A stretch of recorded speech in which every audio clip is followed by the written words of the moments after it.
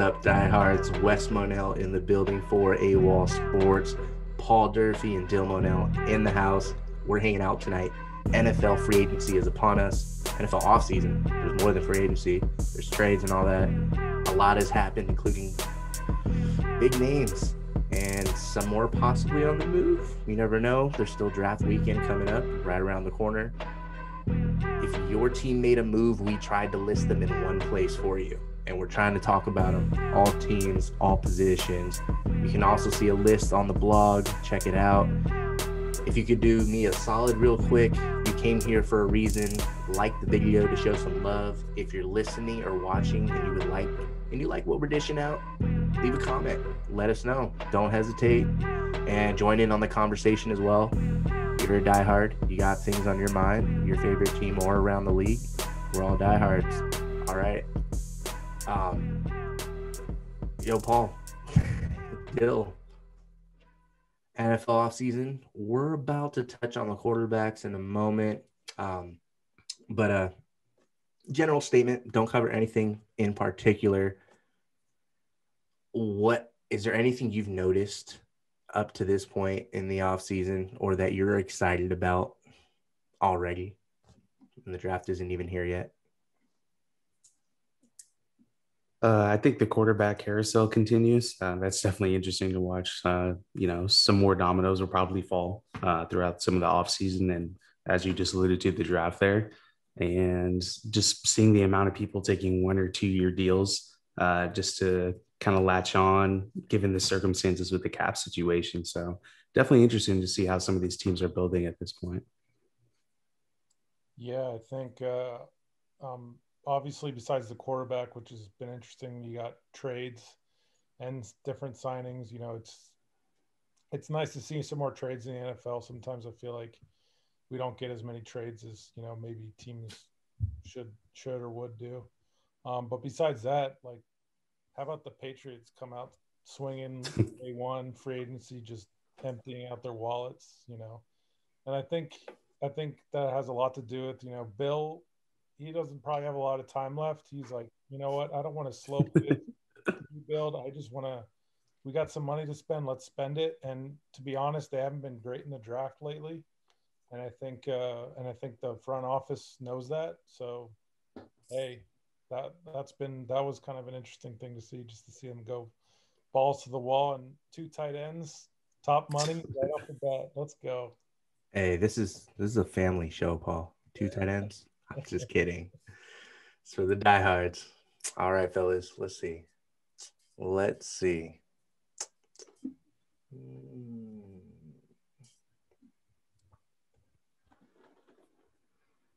All right, the 2021 NFL offseason moves. Like we said, we're going to cover all these positions here. We're going to throw in some highlights, and then what we'll speak on is what we think of certain moves and how we think the teams are looking heading into the draft with some info and some stats too. Hope you enjoy this, man. That's what it's all about.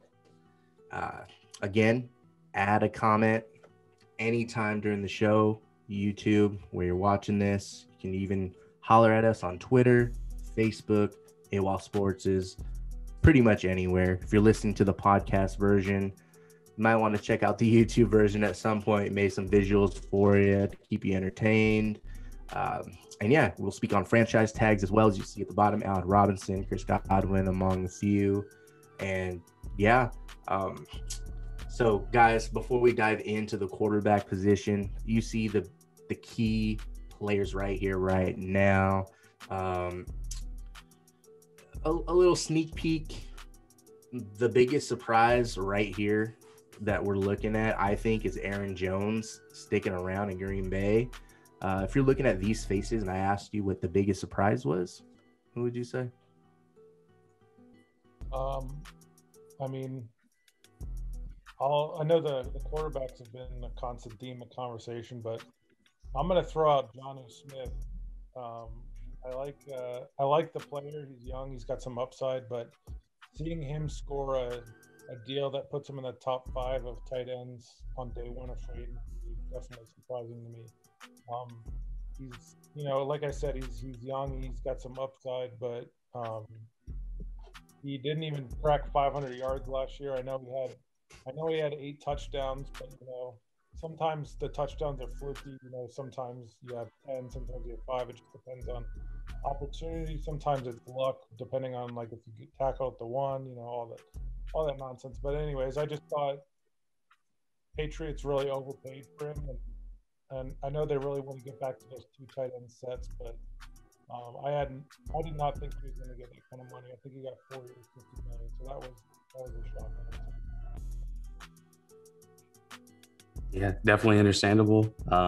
For me, it was definitely Kenny Galladay. I think it was mainly obviously the location he went to and the amount of money that he got as far as free agency was able to go on. So I was actually surprised by the amount of money he got at that point and the length of the deal. I think the talent's there, no doubt. Obviously, there was some injury situation going on, maybe some contract situation going along with that as well. But happy he got paid. I think he's, definitely deserving of getting the money. I was just surprised about the length and the amount of money, considering how late into the free agency game he was able to sign there in New York.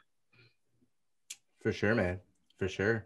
All right. Well, let's talk about big money. Let's go over to the quarterback position. Big money. Dak Prescott in Big D. He's sticking around long term. Again, if you're watching the video version, there's a list of the quarterback movement this offseason so far. And like you guys have already stated, with the draft around the corner, there's some more moves to be expected. And, let's not stray too far from America's team. Dak Prescott, are you guys surprised that the long-term deal got done this offseason after an injury?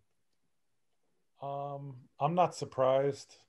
I knew just because every year the quarterback deals go up. So even though this puts him right behind Mahomes, as I think he's the second highest paid quarterback now, even though, he's maybe on the 8 to 10 range, depending on who you ask, as far as best quarterbacks in the league. But, he's in his prime. He's still young. It was a bad injury, but it's something that, people recover from. It's if it was like a torn Achilles or something like that, I would worry more. If it was had to do with his shoulder or throwing arm, but we'll see. Hopefully, he'll still have his mobility and everything. But I mean, yeah, it's a crazy deal. I think 4 years, $40 million a year. I think Dallas. The only thing maybe Dallas did well in is just getting the 4 years. So you didn't have to lock him into like some crazy like 10-year deal like what Mahomes got. Now, obviously Mahomes deserves it, but the fact that maybe they were able to avoid that is could help them in the future. But it still remains to be seen what he can do without weapons.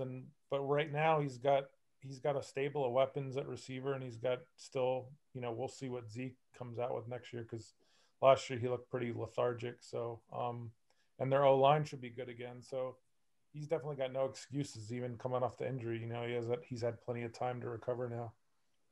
Yo, Dill, for the Cowboys fans out there, Dak Prescott had a career year in 2019.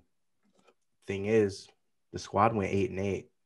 I mean, if you're a Cowboys fan, how excited, how weary, how should you feel about the Prescott extension? Yeah, definitely. Again, that's some big money being shelled out after a major injury. Like Paul said, I'm not too concerned about him coming back as far as being healthy. I think Cowboys fans should definitely be excited. You have a franchise quarterback.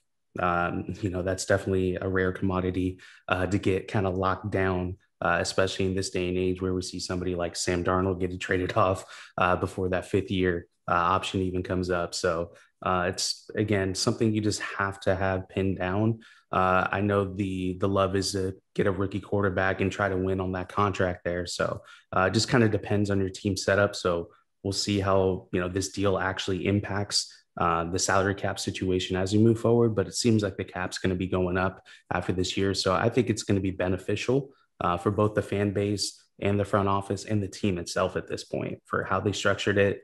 And from my understanding, it sounded like Dak and his representatives wanted to keep the deal relatively short as well. So it seems like it kind of worked out for both sides. So if I'm a Cowboys fan, you should be pumped up. You got your franchise quarterback, and the salary cap should be looking up. So you should hopefully be able to retain some of those pieces. And, they've been pretty solid as far as drafting people, maybe signing them and keeping them around on the defensive side of the ball to help, both sides continue on. And we'll see how their offensive line continues to develop as well. But you got to be pumped bringing back a franchise quarterback. Yeah, that O-line is a key. I know it was an injury-riddled season last year for the Cowboys. Hey, to be seen. I think it was inevitable, to be honest, Dak in Dallas long-term. It just seemed like it was always going to be just a matter of time. The biggest name on the move, Matthew Stafford to LA. Paul, we all like Matthew Stafford in reality, in fantasy as well. Thing is, we're going to find out if it was Matthew Stafford being very good and not elite, or if it was just being in Detroit. Which one do you think is more, it is going to be the way it plays out in year one, at least, with Sean McVay? Yeah, I mean, I think it's a risk on both sides. I mean, the Rams are going in, they think, hey, this is a clear upgrade. Stafford's been rock solid his whole career.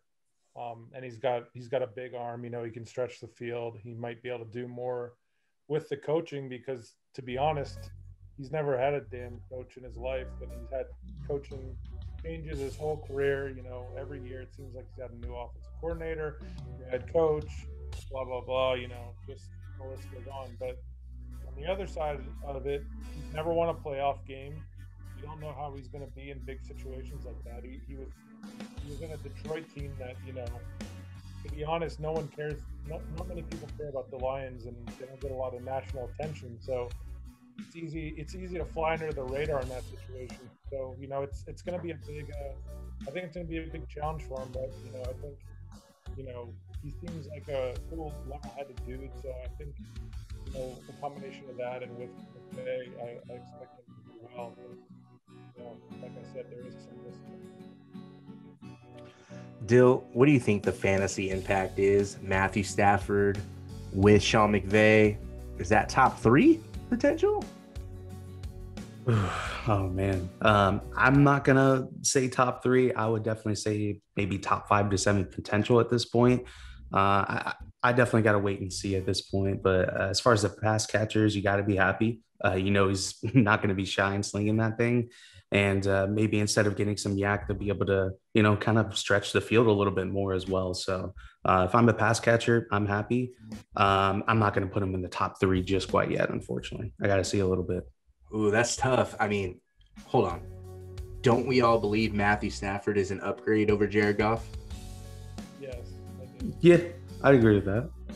He's got probably the best tandem he's ever had. I mean, I know he's had Calvin Johnson before, I guess, with Marvin Jones, the tail end. But, I mean, the receivers look nice right now. Robert Woods, Cooper Kupp, and although he's been injured the past 2 seasons, Deshaun Jackson, hey, if the Rams can limit his snaps and throw a deep ball per half, you'd probably say it might be a layup for him. Like, if he could play long enough. It's true. That's true. That's been the issue. I'm just saying, if Stafford's an upgrade and if he is better than just being in Detroit, what I mean? Like, I think it just seems like it's a lock for Stafford to be top 3 in fantasy. Paul, do you think they're going to lean on the run game too much for that to be the case with Matt Stafford? I mean, we'll see. Their running back situation, Cam Akers came on at the end of last year. So, if he's the real deal, I expect, anytime you get a good running game, that'll set up your pass game. So I expect him to have a pretty good time. So, yeah, we'll see. It should be interesting. Cool. Okay. I get it. All right. Hey, any of these moves surprise you guys? I mean, as for me, I'm not surprised Carson Wentz got moved. as an Eagles fan, I'm disappointed, to be honest. I'm disappointed. Uh, I think Carson Wentz is a top 7 to 12 quarterback, probably depending on the year and the situation, I guess. But I still think he's a top tier quarterback. Regardless of how last year went, I think the signs were there in 2019. There was a mirage in Philadelphia where they kind of did what they do under Doug Peterson. They step up in December. That's what they did when Carson wasn't really surrounded by a lot. And then last year, we see the remnants of that, not the December, but the before 2019 version of the Eagles. We saw all of 2020. So I think it was more of a franchise issue, and he was part of the domino effect that he just couldn't avoid. Am I being too homer? Am I being too biased when I say Wentz is still a top tier quarterback? No, I mean, I don't think so. He's definitely shown, like you said in 2019, he showed, hey, I can do a lot with, not, with all the injuries, he was still able to play at a high level, and then obviously the MVP season. So it shows that when he's surrounded with the right people and the right coaches, he can do well. It's just the big question is, all the drama that happened last year. Everyone's pointing fingers like, no, it was Doug's fault. No, it was Carson's fault. He wasn't coachable. It was Howie's fault. He's too involved, blah, blah, blah. Everyone's, who knows, but obviously it got to the point where Carson was checked out. The coach was checked out. It was just a situation that had to be resolved in a trade because, it's one of those true situations where you just have to get a different change of scenery. So, I'm happy for him. He definitely went to the absolute best situation possible for him. So, it's a lot of pressure on him too, because he's coming off a bad year and now he's going to literally perfect fit the coach that he wanted all along. So, he's got to show up and, silence all the doubters who think like, hey, Wentz regressed and, he's never getting back to the MVP form. So yeah, it's going to be an interesting next year, but I think it was best for both parties. The Eagles are going to rebuild. They'll have his cap hit this year, but then after that, they'll clear the cap hit. And then, all they'll be doing is paying Hurts basically a rookie salary so they can build around him or evaluate him. And then if they don't like him, they have a lot of ammo now next year to draft a quarterback or trade. So, Dill, can you give us your take on Carson Wentz in terms of the fantasy perspective? And then after that, give us one of the quarterback moves that really caught your attention. Yeah, this is going to be interesting. So, reuniting with, the coaching staff over there in Indianapolis, and you would assume the mechanical issues and, some of the coaching staff had the philosophy situations there that we kind of heard developing during the last year there, or at least at the very minimum, the last year. You would assume he's going to be more comfortable out there. Some of the weapons, he's got the running game to help out as well.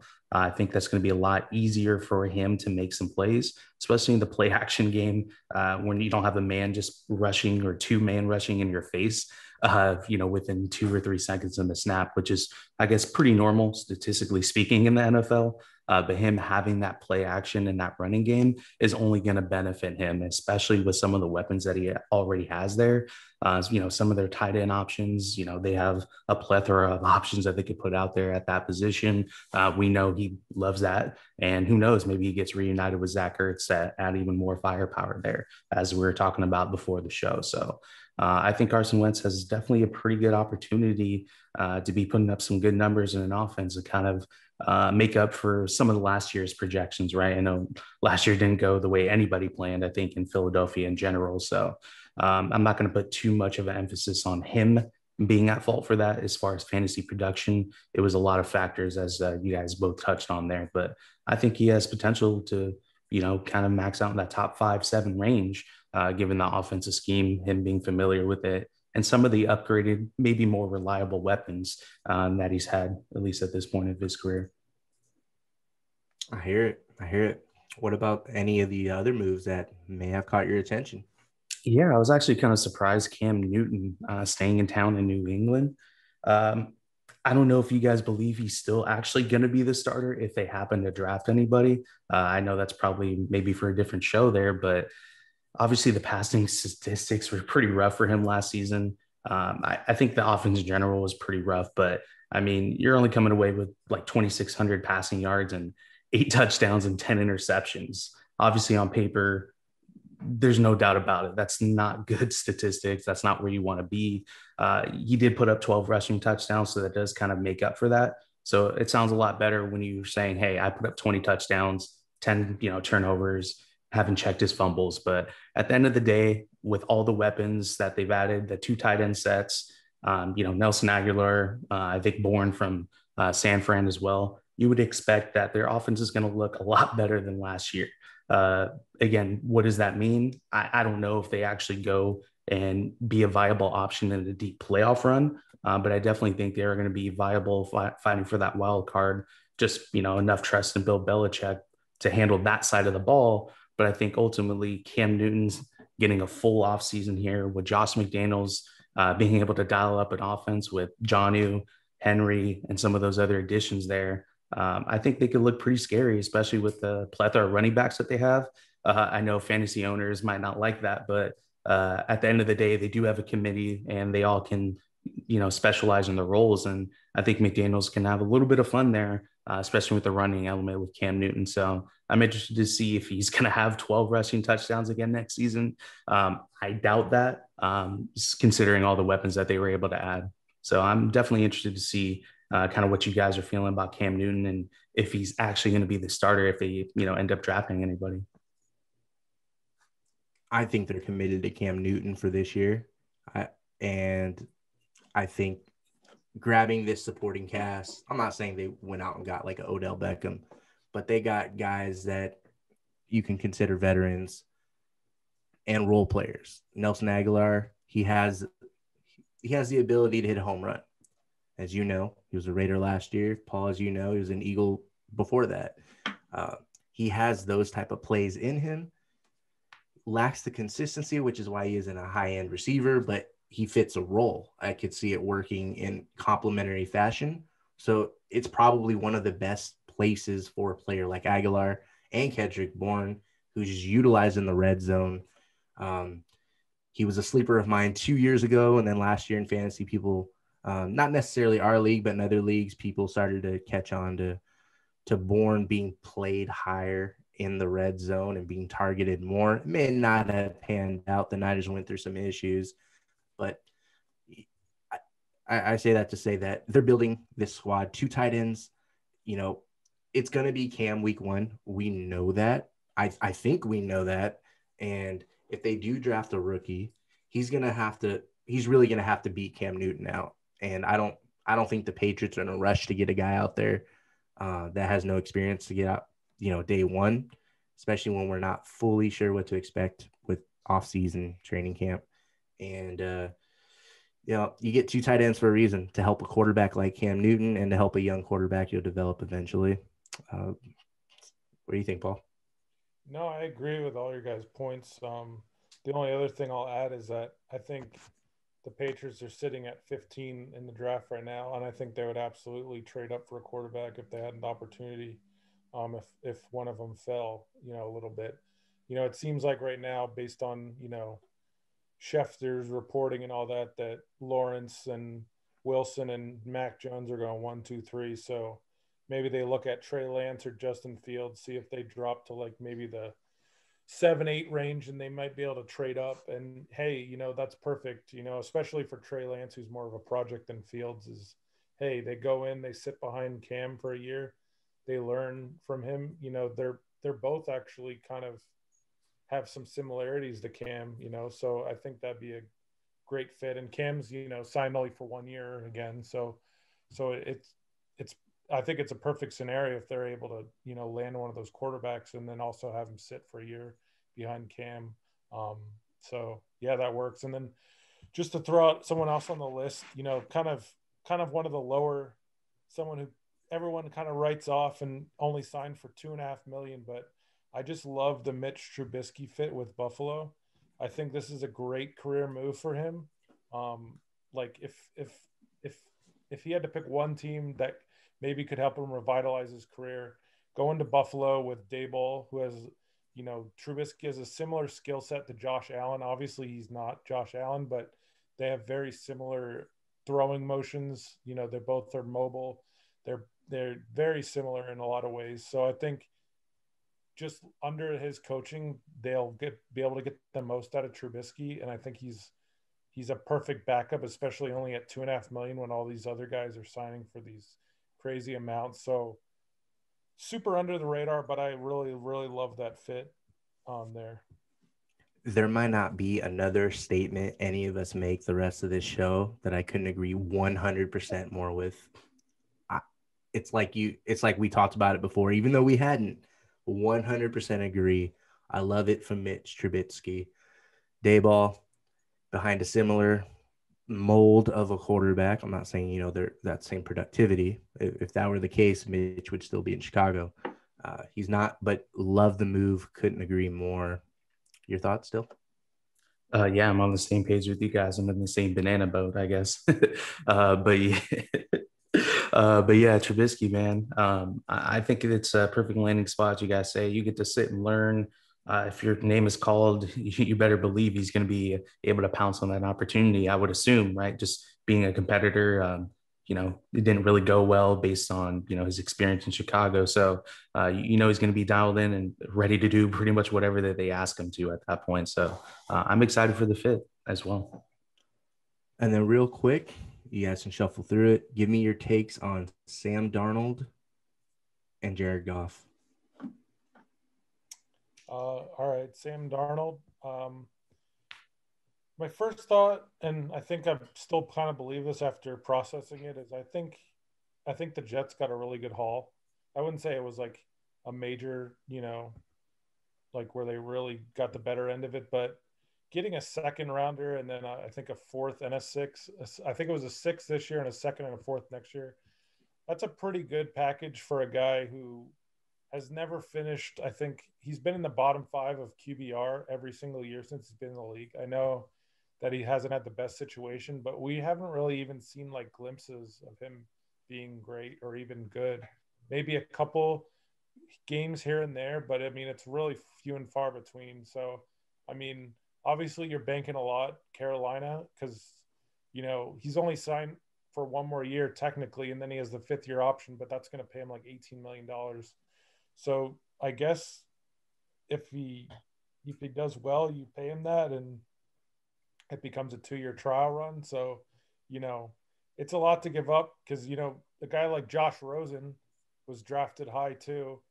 He never played well, never really got a chance, but, he was traded for like, something super low. So the fact that they were able to get a second round pick was pretty shocking to me, honestly. Yeah, that's pretty fair. I do like Sam.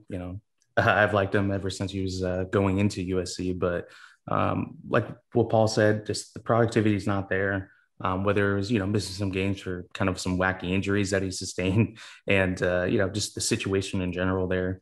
Maybe the offense and just the whole entire team setup and the dynamic there wasn't beneficial for where anybody was actually set up for success there, no matter which quarterback was going to be, lining up there for them. So I'm interested to see. I think they do probably end up picking that 5th-year option. I think ultimately with the cap going up, I think he's going to be able to solidify this spot. It sounds like they're pretty willing to kind of invest in him and kind of, go with this project for 2 years. I'm interested to see if they do try to bring in, some other camp body, if you will, maybe somebody through the draft. Maybe they do make a big move and, put some sights on a quarterback that's falling in their eyes that they actually are in love with as well. So who knows? But at this point, I think Darnold's their guy, and he gets a 2-year trial one, as you mentioned. And I'm still hopeful for him at this point. I don't see it working out, but I'm hoping for him and the Panthers it could work out for them because they do have a plethora of weapons that they should be able to utilize. And I know they want to be able to accelerate this rebuild a little bit quicker in their mind. And they think this is the move to make based on that draft capital that you alluded to there. I think Sam Darnold should be expected to finish in the top half of quarterbacks in fantasy football this year. that offense and that talent, asking someone to finish 16th or 15th isn't a tall task. So, I mean, I expect Sam Darnold, a little bit of his talent, a little bit of the coaching, a little bit of the sporting cast. I expect him to be top 16 at the very least. I won't go overboard and say top dozen, top 10, nothing like that. If he does, he does. Great. Good for you, Carolina. Jared Goff, it makes sense. The GM came from the scouting department from the Rams, so it makes sense. He has a familiar face that believes in him. And if it's not 5-6 years believes in him, at least it's for the duration of his contract believes in him. He's in Detroit. I want to say Kenny Galladay is a loss, even though he hasn't had a chance to play with him, but just for Detroit. Thing is, Galladay, you got to be there to be reliable, right? And he's been inconsistent even when he's on the field. So although I hesitate to say Galladay is a huge loss, they just haven't filled that yet. You're not going to woo me with Tyrell Williams, Brashad Perriman. I get it. You got to do what you got to do, and there's a draft coming. They're up there in the draft. Jared Goff, tough. He's been to a Super Bowl. I don't think it's because of him. I don't think any of us think it was because of Jared Goff. The Rams made it to the Super Bowl, but yes, he was a part of it. He made some key throws along the way. That's for sure. Just is what it is. You make plays as part of a team that goes on a run like that. I just see he's going to be handing the ball off a lot. There's a lot of run-oriented coaches there. Dan Campbell, Anthony Lynn, Deuce Staley. Those offensive minds are going to run the ball. They have DeAndre Swift and Jamal Williams. They snagged him over from Green Bay. They're going to run the ball in Detroit, and whether it's a matter of them preferring to or needing to, it's both. It's both, and it's exactly what Jared Goff needs to start in a new place, because I don't see the weapons in the passing game. What do you guys think, Goff in Detroit? Yeah, I was just going to say, the lack of the pass catchers. I mean, besides TJ Hawkinson, who are you really afraid of at this point? I mean, Tyrell Williams, he's, decently productive when he's actually on the field. But again, that's just somebody you got to get him on the field. You can't really count on them at this point over the past couple of seasons. And I like Swift as well. You're right. They're probably going to go run heavy at this point. I'm not intimidated by the pass catchers. I'm going to make Jared Goff try to beat me on a weekly basis. And the past year and a half, that's kind of been proven to be the Achilles heel at this point. So let him try to beat you, and let everybody else, do whatever they got to do. Yeah, Detroit's in complete rebuild mode. So, like you guys said, he is literally no one to throw to. They're going to lean on the run game. I honestly think the only reason they took Goff's contract on was so they get more draft capital from the Stafford trade. So I don't even think they actually believe in him as a long-term quarterback. Maybe that's just like hey, let's see how he does, even though he has no one to throw to. But I wouldn't rule them out drafting a quarterback at 7. They might really like someone in the draft, and they say, hey, you know what? He's got the quarterback will get a chance to sit behind Goff for a year, and then we'll figure out Goff's contract thing later. But I think just because of the lack of talent, they needed the draft picks more, and they're able to eat Goff's salary right now. So it's going to be tough for him. I don't know. I can't see it going very well for him. It was that NBA trade, like you guys touched on earlier. I hear you guys for sure. And then, look, we can't cut out of this position without, of course, talking about two memorable quarterbacks hanging up the cleats, both drafted by the San Diego Chargers at the time. Drew Brees will wear a gold jacket and enter the Hall of Fame in like 5 years. First ballot for him. This guy was the player of the week 25 times with 13 Pro Bowls, a Lombardi, 2-time Offensive Player of the Year, 2004 Comeback Player of the Year, a dozen postseason appearances in 19 seasons.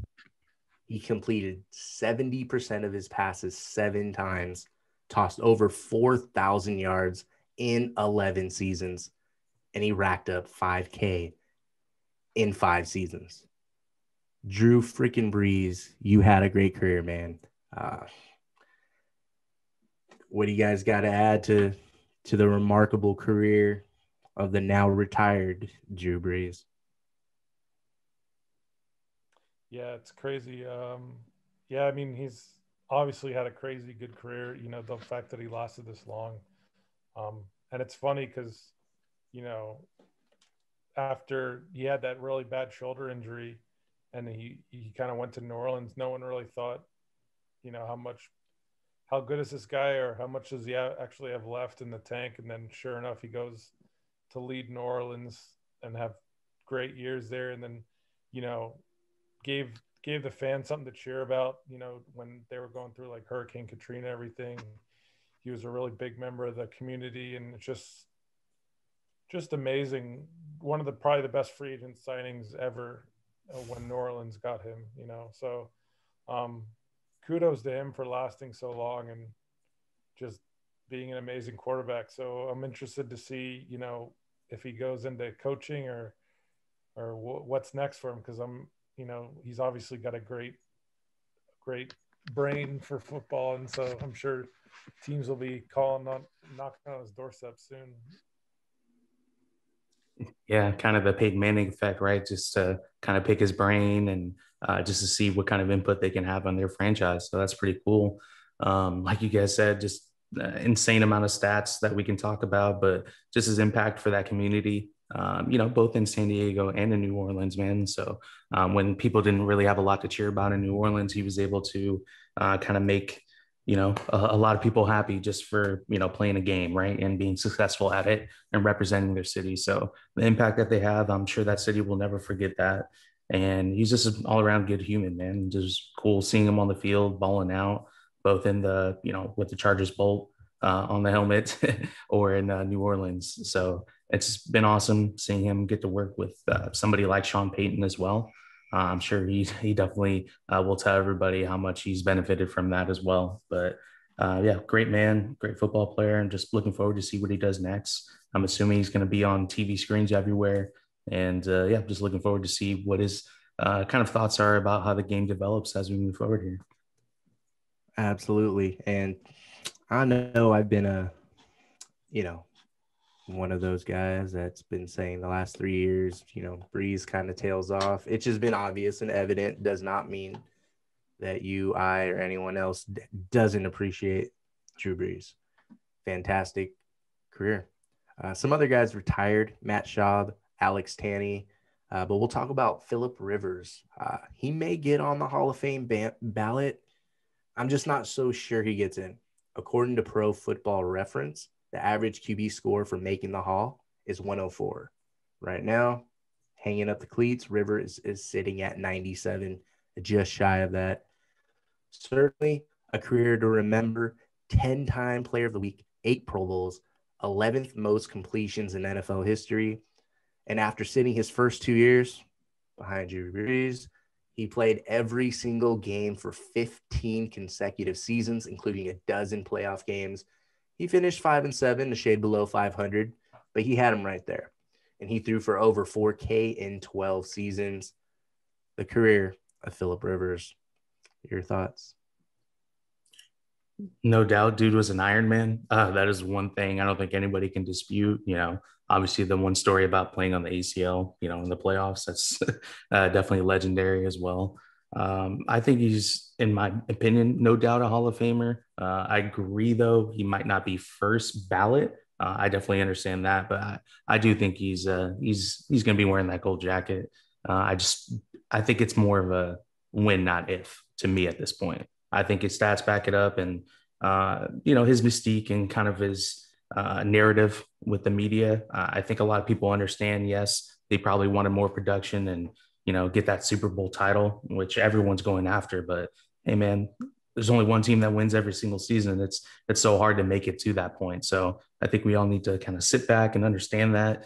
A lot of the greats haven't been able to win either. So ultimately, let's just reflect on his entire career. We could look at the stats, look at the narratives, but I think dude is Hall of Fame worthy, no doubt.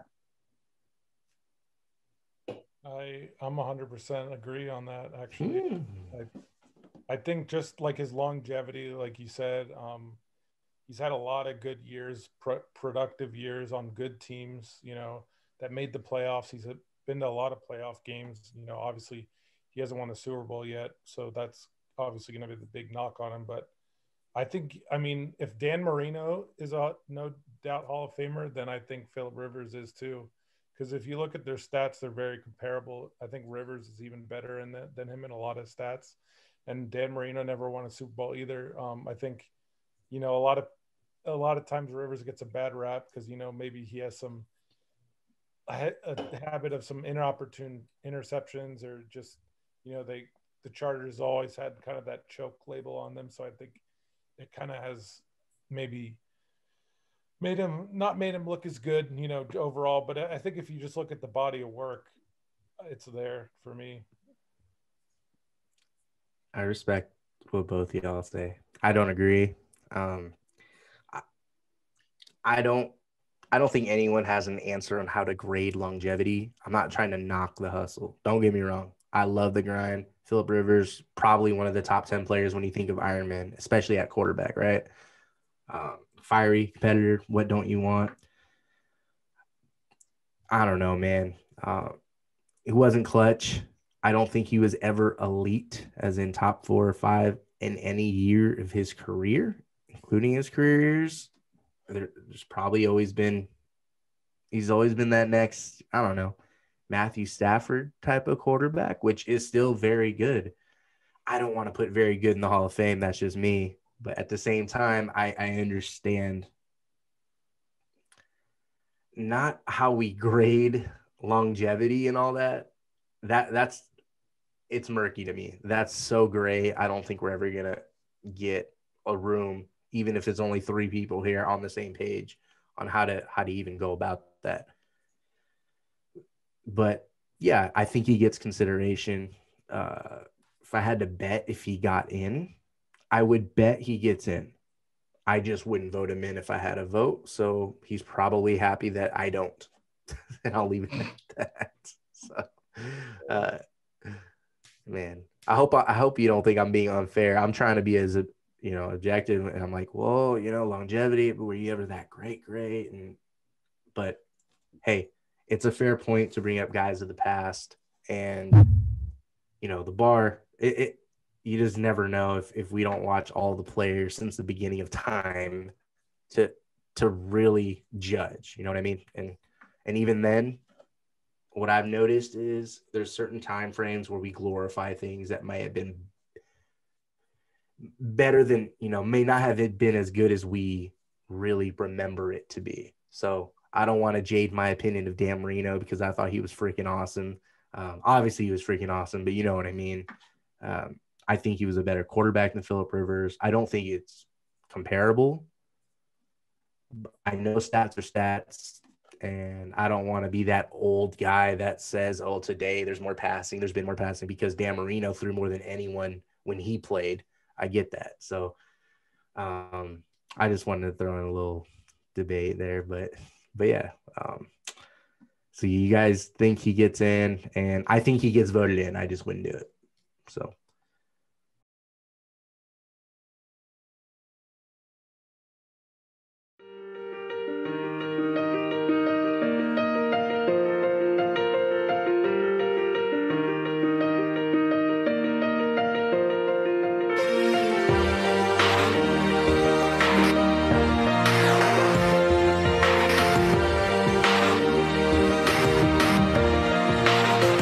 Yeah, you can be the greatest, you can be the best, you can be the King Kong banging on your chest. You could beat the world, you could beat the war, you could talk to God, go banging on his door. You can throw your hands up, you can beat the clock, you can move a mountain, you can break rocks.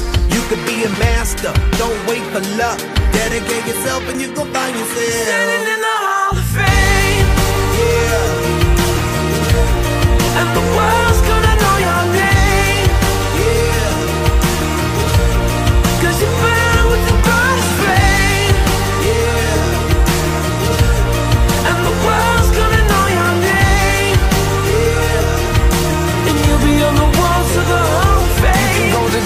race, you can run the mile, you can walk straight through hell with a smile. You could be the hero, you could get the gold. Breaking over records they thought never could be broke. Yeah, do it for your people, do it for your pride. Are you ever gonna know if you never even try? Do it for your country, do it for your name. Cause there's gonna be a day when you're standing in the Hall of Fame. Yeah. And the world's gonna know your name. Yeah. Cause you burn with the brightest flame. Yeah. And the world's gonna know your name. Yeah. And you'll be on the walls of the Hall of Fame. Be a champion. Be a champion. Be a champion. Be a champion. On the walls of the Hall of Fame. Be students, be teachers, be politicians, be preachers. Yeah.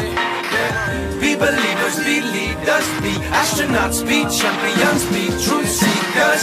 Be students, be teachers, be politicians, be preachers. Yeah. Be believers, be leaders, be astronauts, be champions. Standing in the Hall of Fame. Yeah. And the world's gonna know your name. Yeah. Cause you burn with the brightest flame. And the world's gonna know your name. And you'll be on the walls of the Hall of Fame. You can be the greatest, you can be the best. You can be a chain car hanging on your chest. You can be a champion, you can be the world. You can turn your champion banging on his back. You can throw your hands up, you can beat the clock. You can move around.